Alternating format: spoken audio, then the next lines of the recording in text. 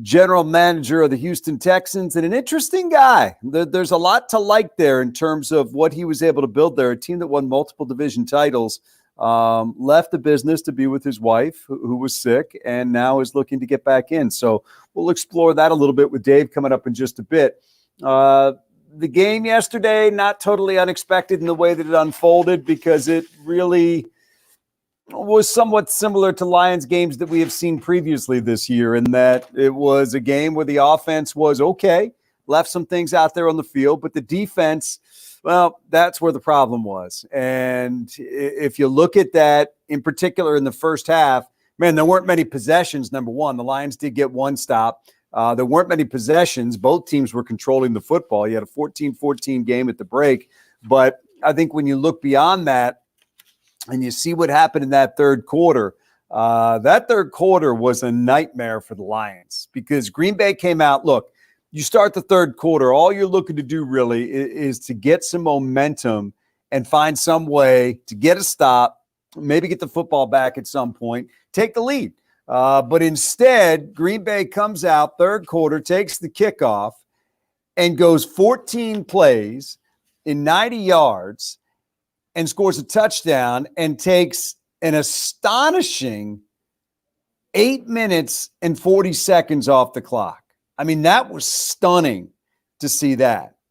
And then unfortunately what happens is the Lions, now trailing 21-14, get the ball back, go 3 and out, give it right back to Aaron Rodgers in Green Bay, which is a nightmare scenario in and of itself. And what does Green Bay do? This time they go 12 plays, 79 yards, score another touchdown. At that point, it's 28-14, all things that we'll talk about with the head coach coming up in just a minute. But you're now down 14 to a team that can win the division title with a victory in this game. You're playing catch-up the rest of the way. You're having no luck whatsoever stopping Aaron Rodgers. So at that point, it looks like it's going to be a very, very big mountain to climb. Now, the Lions did get back in the game, got within one possession. Credit to Crosby, who just nailed a 58-yard field goal in that game late to give Green Bay a 10-point lead, when if he had missed, the Lions would have had a chance to get it back, which would have been significant, with Matthew Stafford having a chance, 7 down. And kind of play that scenario in your head, and you're thinking, okay, if they get it back and they score a touchdown, would they have gone for 2 in the win before they go for 1 in the tie and go to overtime? But never got there, unfortunately. It was a 57-yard field goal by Crosby, and that's clutch, man. He nailed that to make it a 2-possession game again. And the Lions were able to get a field goal to get back within 7, but never could get their hands on the football again to go for the game-tying touchdown, so that was difficult. Mike O'Hara joins us now from DetroitLions.com. Good evening to you, Michael. Good evening, Dan. I think you just about wrapped up the whole game there. Well, that third quarter was kind of the game, and it felt like a lot of the Lions' season within a little 15-minute bubble. I mean, they controlled more than 90% of the clock. The Lions went 3 and out at a critical time. Green Bay gets the ball back, and all of a sudden it goes from a 14-14 game to 28-14. But the ability to make plays, extend drives, and avoid empty possessions are the reason that Green Bay is now a division champion, and the Lions are still trying to figure things out. Absolutely. And, I thought even when the Lions had the 7-0 lead, or really, I should say, even when it was tied, it just seemed like it was just out of reach. It really did. It just seemed like the Packers were in charge, and they were kind of dangling it in front of the Lions, and they couldn't quite get a hold of it, get a hold of the game and really dominate it anyway. And then even that 3 and out game, looked like they were in a hurry to get off the field. Yeah. Gosh, I mean, they didn't even try to run any time off the clock. And I think it really took a toll on the defense on that second possession. I think they had to be gassed playing 16 or 17 of 19 minutes there in the period of time. Just complete domination. Yeah, the disparity in plays was ridiculous in that second half for the first 15, 18 minutes or so. Chat with Michael O'Hara brought to you by Comerica Bank. Experience full-service banking at Comerica Bank. Learn more at Comerica.com. But that is, when you look at it, Mike, that's a nightmare matchup for the Lions. They have an inability to generate a pass rush. And you have a Hall of Fame first ballot quarterback on the other side who is unflappable in the pocket. And if you don't pressure him, he will stand back there until something comes open, and then he can drop the ball in a milk jug and beat you every time. And it's just really not a good matchup for the Lions as they're presently constructed right now, which defensively is the case against most teams because they just really struggle to make quarterbacks uncomfortable. And if you can't do that in this league, you're going to have a hard time winning games. I mean, look, the Packers have played 13 games and given up 13 sacks. Aaron Rodgers got 39 touchdown passes, 3 per game. It was just an average game for him yesterday. It's ridiculous. 3 touchdown passes. 39 and 4. Yeah, isn't that something? 39 and 4. You know what? Not to digress, but what I haven't, done a lot of homework or paid strict attention to the Titans. Tannehill, 28 and 5. 28 touchdown passes this year, 5 interceptions. I saw that and I'm like, are you kidding me? Tannehill? But he's the running back can run off 200 yards on you in a flash too. In one carry. In one carry, he can do that. No, he's incredible, and the Lions are going to have to deal with him coming up on Sunday. We'll, and boy, you want to talk about tackling being at a premium against a guy like Derrick Henry. That's what you got to deal with him because he is just outstanding. But look, I don't think we learned anything about the Lions in yesterday's game that we didn't already know. The offense, it's okay. It's pretty good. I don't think it's operating at full efficiency yet. The defense, a lot of problems there. And those are exacerbated when you go up against a team like Green Bay. And that's what we saw in this game. So, I mean, it was in many ways the season on display. It was Matthew Stafford and the offense just trying to stay afloat and give the team a chance to win. And the defense trying to find some way to get off the field. I mean, heck, the disappointing thing is you had twice 1st and 21, 2nd and 21, and you still couldn't get off the field on either of those drives. And then a 3rd and 14, they get a holding penalty on an incomplete pass. Now, maybe it would have been completed. You never know what the holding penalty means. But, when they had their chances, they didn't take advantage of their chances, and they didn't really make any chances for themselves. So it's a combination of things. And, when you watch Aaron Rodgers, he's always got something in his back pocket for you. And that go-ahead touchdown pass on 3rd and 6, in the pocket, pat the ball. Oh, I think I'm gonna run and just step inside the pylon for the go-ahead touchdown. Yeah, he just did it with such ease. He'll find whatever I think Lomas said it during the broadcast. Whatever you don't have covered, he will find it, and that's why he's got the career that he does. Lions had everything buttoned up in the secondary, which was in essence in the end zone at that point. He looked left; there was nobody there, and he was gone. I sort of remember him doing that some years ago, too, in a big game. The Lions, I think it was a Monday night game, and just got outside and really kind of turned the game. Now he's, 37 years old, and he's been doing the same things now for since 2008 when he became a starter. What happened yesterday, Dan, in that one play in particular, reminded me of something that Dan Orlovsky, a good friend of ours, former backup quarterback here with the Lions, really a sharp guy. He said when Aaron Rodgers gets outside the pocket, that's when your nightmare begins, and he's right.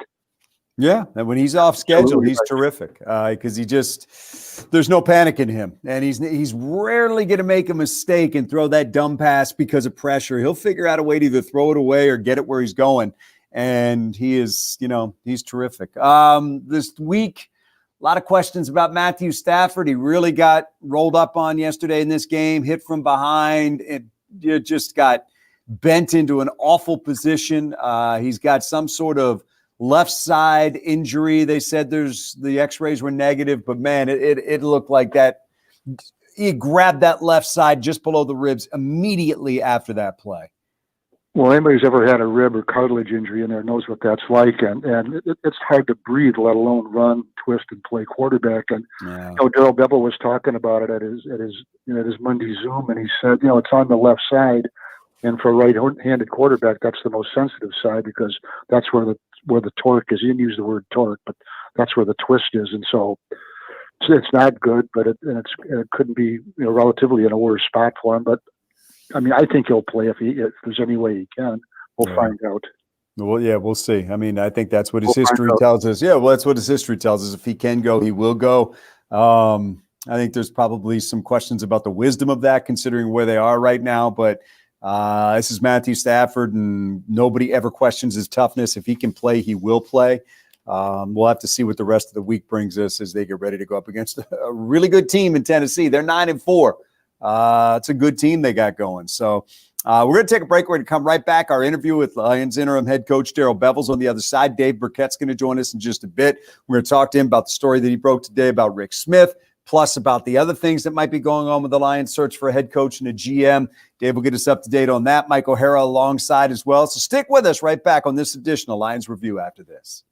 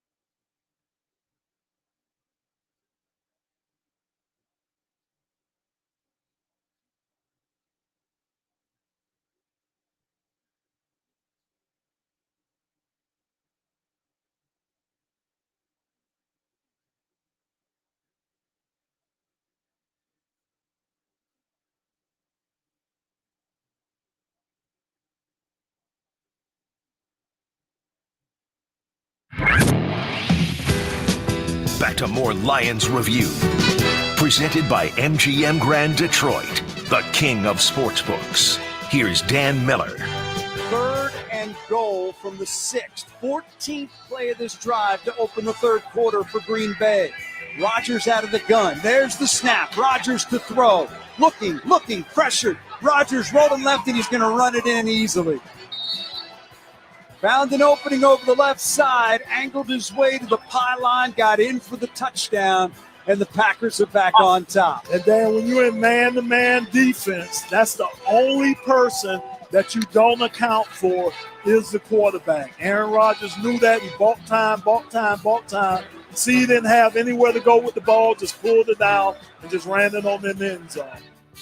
All right, there it was, the touchdown run Mike alluded to a moment ago, and Aaron Rodgers helping put the Packers back on top, part of their victory yesterday over the Lions. Let's get to our interview with interim head coach Darrell Bevell, brought to you by MGM Grand Detroit, the king of sports books.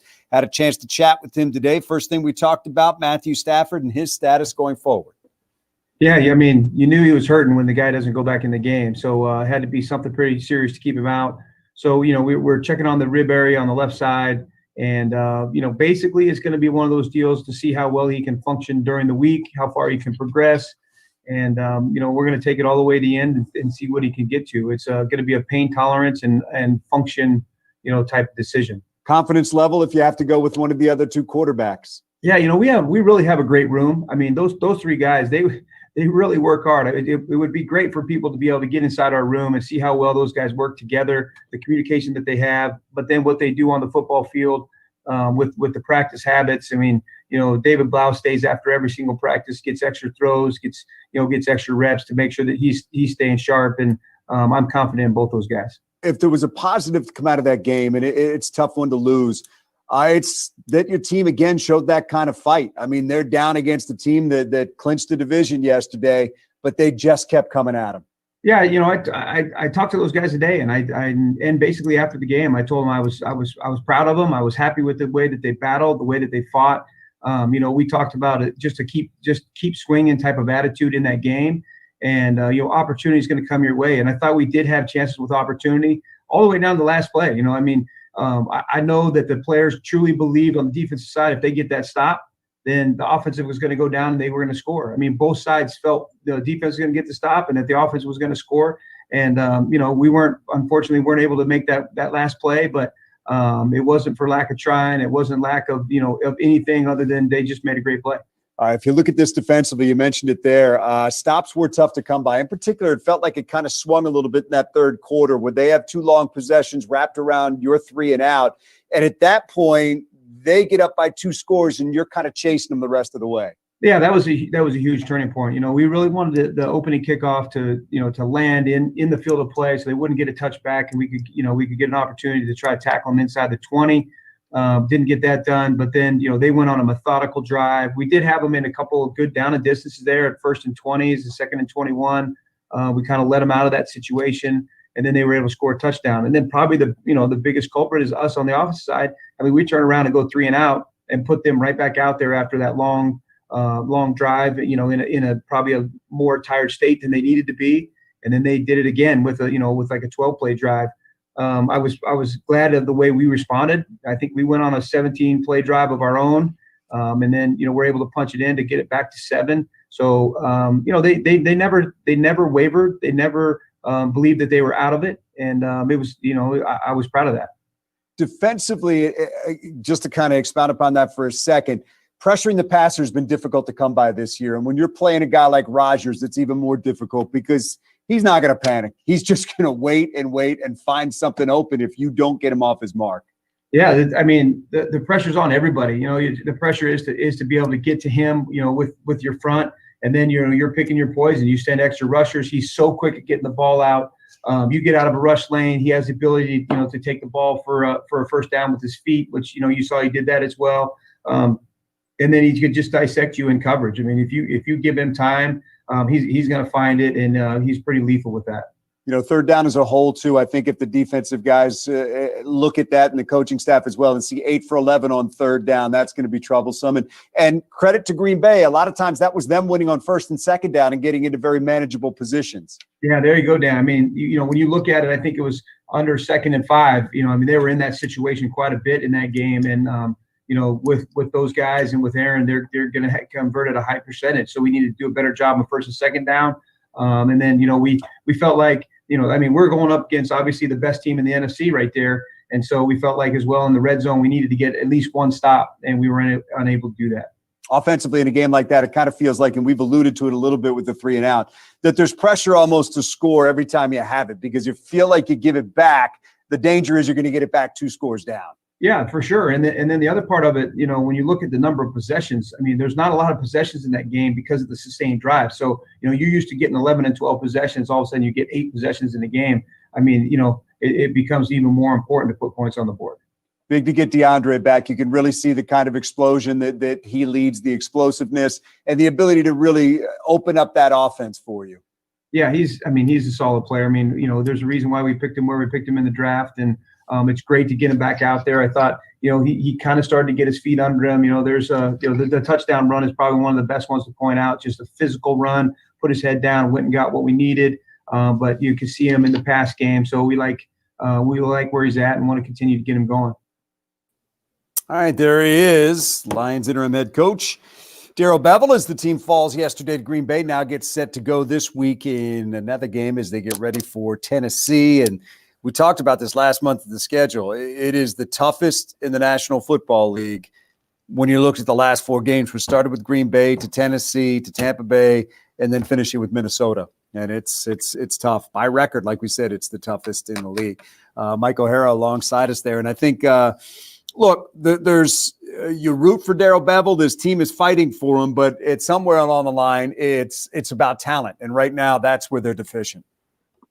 No, I think they're okay offensively. Now they could use a speed receiver probably, and maybe another solid offensive lineman, because you never get too many of those.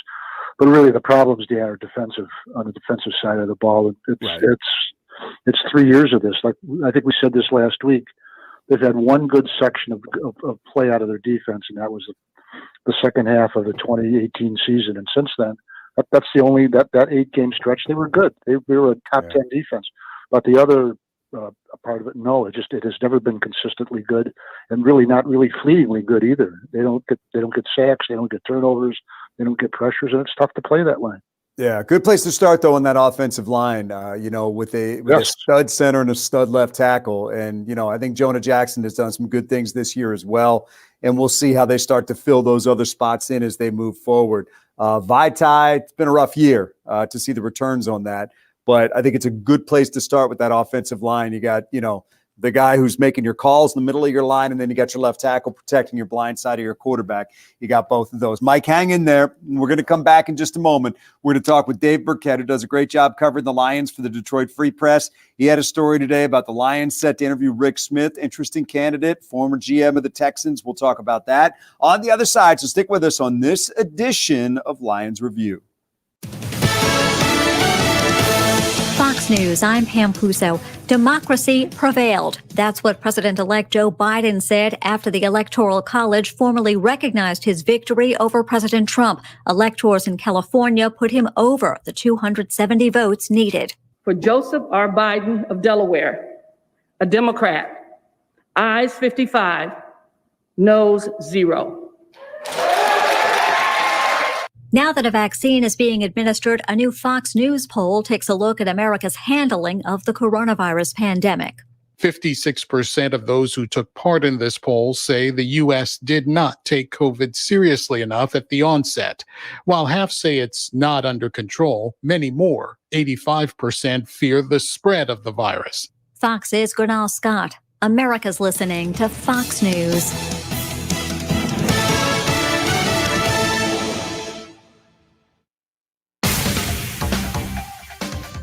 I-75 southbound between Clay Street and I-94, the right lane closed due to construction through early January. Expect delays in downtown Rochester as the Big Bright Light Show continues along Main Street between the South Bridge and University Drive, and on 4th Street between Walnut and Water. The show runs nightly, 5 p.m. until midnight through January 3rd. I'm Peggy Hodge, WJR Traffic and Weather First. Well, just like last week, we start out cold, but we will be warming up as we head towards the weekend. Chilly tonight, 20 degrees in the city, a lot of teens outside of Detroit, and we'll barely get to 30 in the afternoon on Tuesday, and it will be with mostly cloudy skies. Warmer Wednesday, but also with breezy conditions, and parts of the area, at least south of Detroit, are going to get clipped by a few snow showers, and then Thursday and Friday are dry before a wintry mix arrives on Saturday. I'm Local 4 meteorologist Ben Bailey.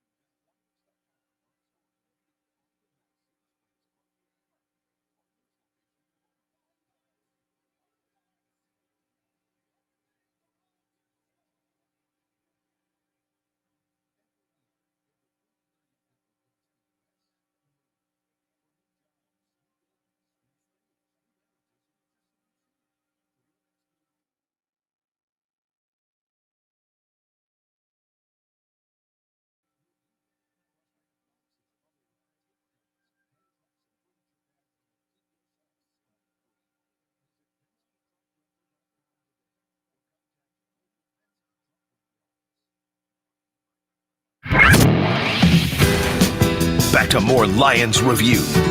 Presented by MGM Grand Detroit, the king of sportsbooks. Here's Dan Miller.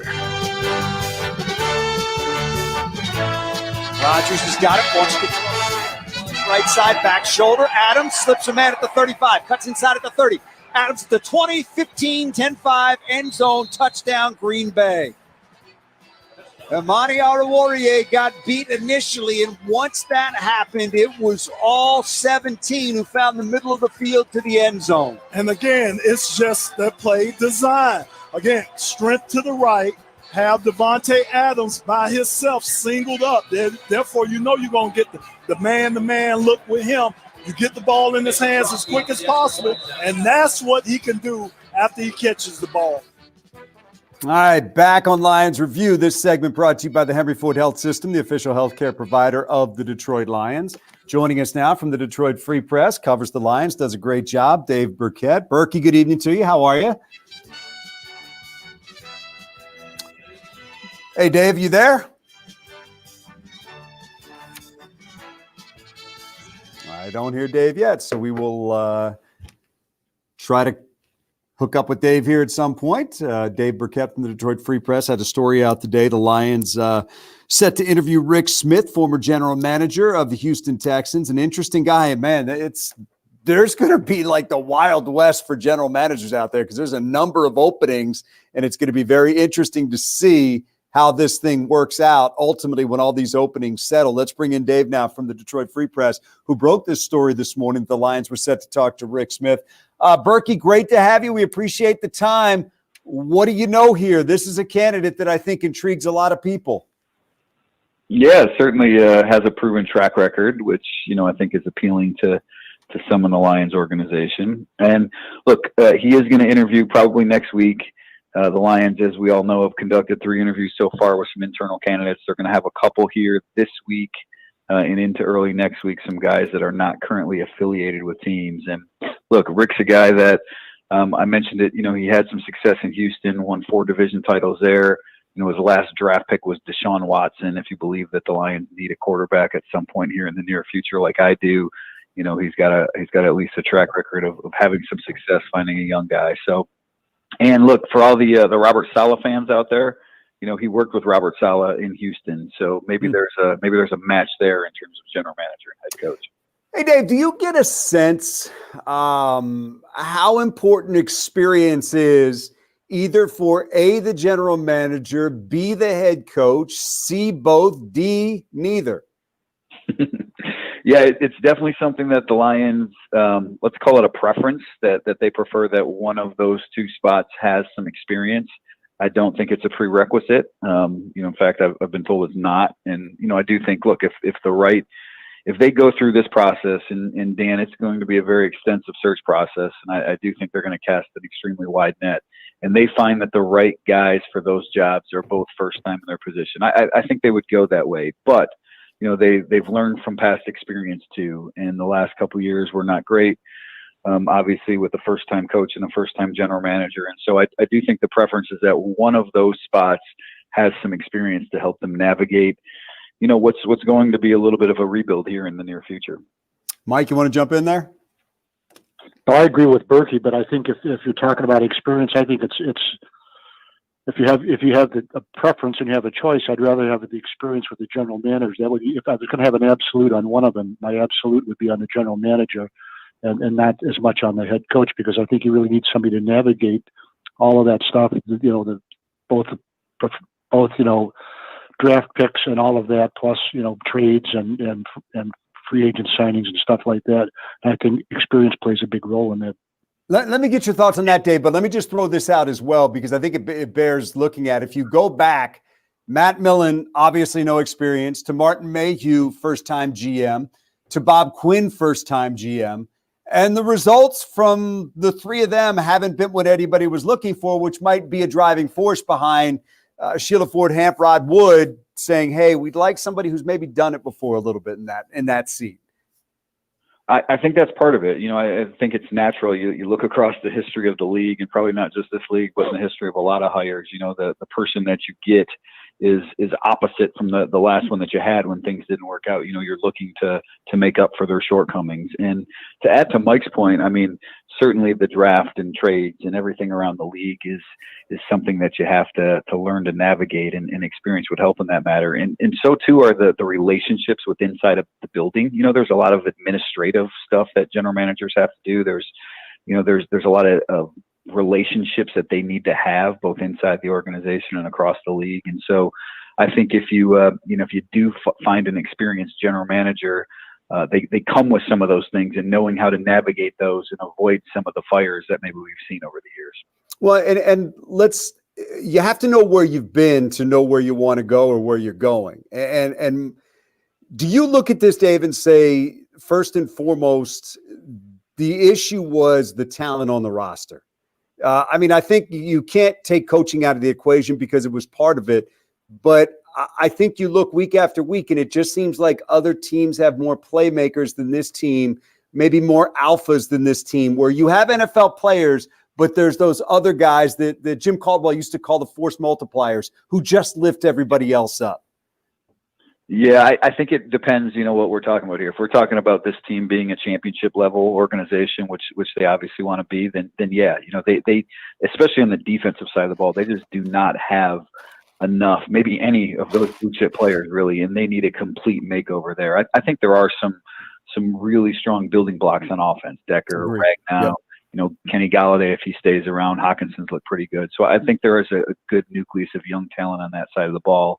And so I look at, the talent acquisition was a problem defensively, and it needs to be better going forward. But I think the coaching in that dynamic of not having, that relationship or not getting that buy-in was such a big issue the last couple of years that, that's part of what, I think the Lions will be looking for here too. And maybe having someone that can, as you're starting this building process, that can get the most out of the talent at hand, because you're not going to flip a switch and immediately have Super Bowl talent on your roster. Go ahead, Mike. Just one other thing about the general manager. Berkey mentioned something about casting a wide net. If you have the previous experience as a general manager, you already come in with a wider net, and you have relationships that you've built right through the pipeline of guys who have been GMs and personnel directors and all of that. And I think you have more options at your disposal, more people to talk to about trades and free agency and that type of thing. And I think the Lions had, under Bob Quinn, at least starting out and maybe right through his tenure, had a pretty narrow focus on who they dealt with. And I think that limited them quite a bit in who they brought in. No, I think you're probably right about that, Mike. We've written about it, talked about it before. What Bob make, like 8 or 10 trades with the New England Patriots, and so that's, nothing wrong with that. If you're winning those deals, but certainly you do have to cast a wider net. And I think, guys, if you look across the league at some of these candidates, beyond a Rick Smith, and I don't know who else they're bringing in or they'll end up talking to, but there are a number of experienced GMs out there, guys with that sort of front office experience, and I do think they would bring sort of a seasoned, scouting staff, maybe cap manager. Have some of those positions too, rather than guys that are in the first time in their roles in some of those jobs, as we've seen in recent years. Yeah, I think Thomas Dimitrov's another guy that I think, built a team that got to a Super Bowl, did some good things in Atlanta. I know he's got some Patriots in him, but he's a long ways removed from that. And there's a track record there that you can see with a guy. And it did go south in Atlanta after a while, but sometimes that happens. You think he would be on the list as well? Is he the type of guy with the experience that you would look at, Dave? Well, he makes sense, and he does. He has some Lions ties to the organization. Yep. Back, 30 years ago or whatever, 25 years ago. But yeah, look, I think you could canvass the league and you could make cases for a lot of guys. I've heard Ray Farmer's name is one that's mentioned, though he's, under contract with the Rams right now. I think Jeff Ireland, who is with the Dolphins, has done a good job with the Saints. I think when you look at some of those organizations that have had a lot of success, the Bills and the Chiefs are two that I've been told that the Lions have really looked at and said, that's something that we like some of the personnel there. We'd like to see if we can build what they're doing the right way. I'd throw the Saints in there too. I think there's a lot of guys that are worth talking to, and that's why I think the Lions are doing the right thing by casting such a wide net and taking this thing well into January before they're going to make hires. Dave, let me ask you, and I don't want to take away from what I'm guessing will be a 6-part series that you'll do coming up in January, but what starting now happened? Well, listen, look, I believe we're having this conversation right now because this organization and the two guys that ultimately got fired didn't build a defense. And I think that defense cost this organization much of what they wanted to do. What happened? Matt Patricia has a well-earned reputation as a defensive coach from New England. Did a terrific job there. But it just didn't even come close to working here, except for that small little stretch where Snacks was being Snacks and things kind of came together at the end of 2018. What happened? No, you're right. That's really all it was that final 8 games when that defense looked pretty good and they were stopping the run. Honestly, I think a lot of it had to do with, 2018 and the lack of buy-in that there was in the locker room. And, things just got off to such a rotten start that maybe by the time, there were enough people in that locker room who were really in line with Matt Patricia's message, it was too late, where, they saw this year as the year that they had to win, and they went out and got older on defense and slower on defense and got a bunch of these expatriates who, Bill Belichick doesn't get rid of guys for no reason. So, I think, as we look at the talent now, we look at the roster now, there's just, watching Aaron Rodgers and the Packers pick that defense apart the other day, it seemed like they were bereft of talent all over. And, Romeo Okwara is a good player, and I know Trey Flowers when he's out there is, but there were so many holes that I think that's where they're at now, that they just have gotten too old and too slow and too scheme specific at some of those positions. I got 60 seconds, Dave. Let me hit you with one final thing. In your mind, the chances that somebody would look at this organization and say, you know what, this offense isn't bad, I can rebuild this defense. Is it possible to rebuild that defense in a quick enough fashion to say, yeah, I want to keep that quarterback going into year 13 because I think he's still got something? Yeah, that's a tough one. I do think you can keep Stafford for another year. I think the bigger issue is down the road, where do you want to pay him that next contract that he needs? So to answer your question, yes, I absolutely do think so. And it depends, what sort of scheme they're bringing in. Look, if it's a guy like a Robert Saleh, somebody who wants to get a lot of pressure, well, maybe you go out and you spend a good deal of money in free agency, get some pass rushers, really impact that defense. Maybe Okudah takes that step forward. So I think there are some things there that you can build on and look at Stafford and say he can do it. But ultimately, Dan, I think they need to have a long-term solution at the quarterback position, and that's more important than winning in 2021. Yeah, no question about it. Berkey, good stuff. I am confident this will not be the last story that you'll break here over the next 6 weeks or so. So we appreciate the time very much. Thank you. You got it. We'll talk to you guys. All right, there he is, Dave Burkett, who had the story this morning saying the Lions are set to talk to Rick Smith, former Texans general manager. And we are in that season, folks. There's going to be a lot of names that are thrown out there and a lot of people that are passing through Allen Park. And we got some terrific beat writers, including Mike O'Hara, that will be bringing you all those names and getting you up to date on what's happening with the organization as they move forward. Let's take a break, come right back, get the call of the game on the other side with Mike. Stick with us on this edition of Lions Review.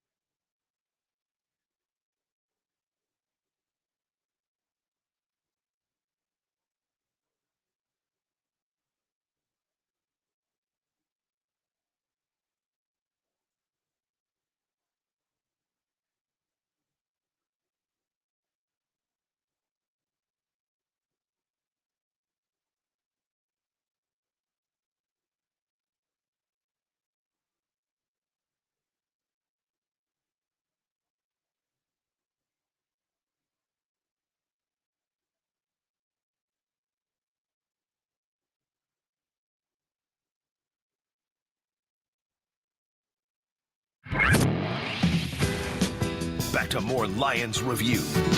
Presented by MGM Grand Detroit, the king of sportsbooks. Here's Dan Miller. Stafford to throw. Sets in the pocket, looks deep left side. Wants Marvin Jones inside the 5. Jones goes up, makes the catch, but he could not get his feet down. Oh my goodness, what a catch by Marvin. Had 2 men on him down there. He had King and Amos both on him, but he just couldn't haul it in. And that's where Matthew pretty much had to put it at, because you had the safety coming across, so he couldn't put it in the inside of Marvin. He had to put it on the outside. And man, you're right, that was a spectacular catch. He may have caught that. Wow. He may have caught that.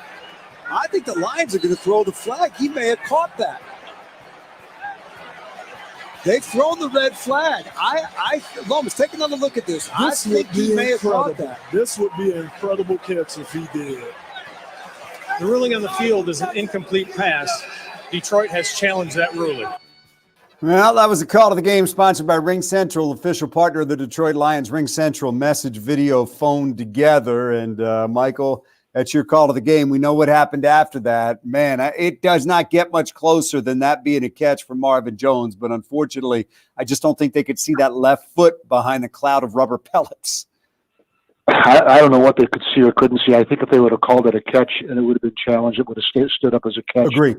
They called it incomplete. I think it stood up as incomplete. Do I think he caught it? Yeah, I do. I really do. Yeah, it's and I tell you what, that Killebrew was really, really close. It appears ultimately what they said was that his left foot hit out of bounds, which I don't know that there was a clear view of, before he grabbed the ball and planted his right foot inbounds. But I've looked at the replays that they showed on TV. I didn't see anything that was conclusive that he had stepped out. It was really, really close with his left foot. And they, again, stuck with the initial ruling that they had on the field. Well, I just can't imagine the Lions coming out on the short end of a call against the Packers. I just can't imagine it, Dan. Yeah, not against Green Bay. Come on. That hasn't happened since Monday night at Lambeau last year. That hasn't happened in forever. So, well, you know what? Yeah, here's what you got to do. You got to get enough players that you can overcome those things, because that's what the teams do. Everybody gets those calls against them. You got to get to the point where you're good enough to find a way around it. And right now, that's what the Lions are striving to do with a GM search and a head coach search. And after that, there'll be player searches. So, Michael, good stuff. I know you'll keep everybody up to date on what's going on with the Lions on DetroitLions.com. We will be back on Sunday on Lions Radio for the Lions and Titans. That'll do it for this edition